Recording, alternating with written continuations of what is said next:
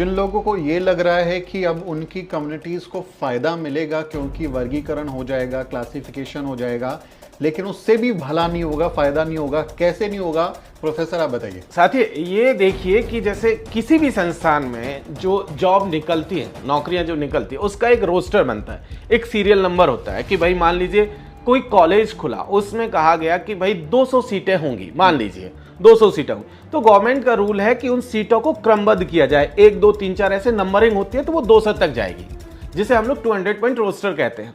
अब उस रोस्टर में होता है कि पहली सीट, दूसरी सीट, तीसरी सीट ये यूआर के लिए रिजर्व होती है, चौथी सीट ओबीसी के लिए रिजर्व है, क्योंकि 27% में हर चौथी पोजीशन उसके लिए हो जाएगी। इसी तरीके से 15% के हिसाब से हर 7वीं पोजीशन एससी के लिए, शेड्यूल कास्ट के लिए हो जाती है, और क्योंकि 7.5% है तो एसटी की हर 14वीं पोजीशन एसटी के लिए हो जाती है। तो चौथा नंबर ओबीसी, 7वां एससी और 14वां नंबर एसटी, बाकी बीच में सारे यूआर हैं। 10वां, 20वां, 30, 40 इस तरीके से 10% का वो ईडब्ल्यूएस हो जाएंगे।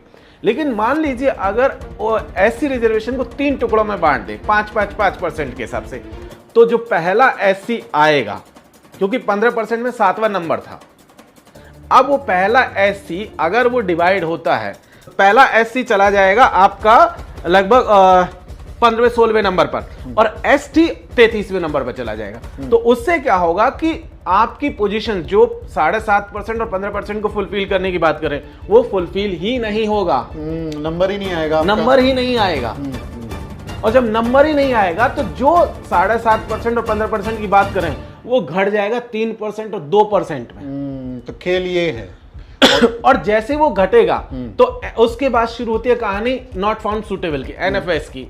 तो सारी सीटें एनएफएस में जैसे ही कन्वर्ट होगी, जब नॉट फाउंड सुटेबल लगेगा तो वहां वो सीट अगले टेन्योर में जो है यूआर में कन्वर्ट कर, जनरल कैटेगरी में वो सीटें कन्वर्ट हो जाएंगी और वो उनको चली जाएंगी। Exactly. तो आपकी जो फेलो कम्युनिटी मेंबर्स थे उनका भी आरक्षण गया और आपका भी गया और वो चला गया। मतलब जो दो बंदर लड़ते हैं आपस में, जैसे रोटी बांटते हैं, बिल्कुल वो बंदर बांट हो जाएगी, बिल्कुल बंदर बांट होगी, तीसरा कोई मौज लेगा।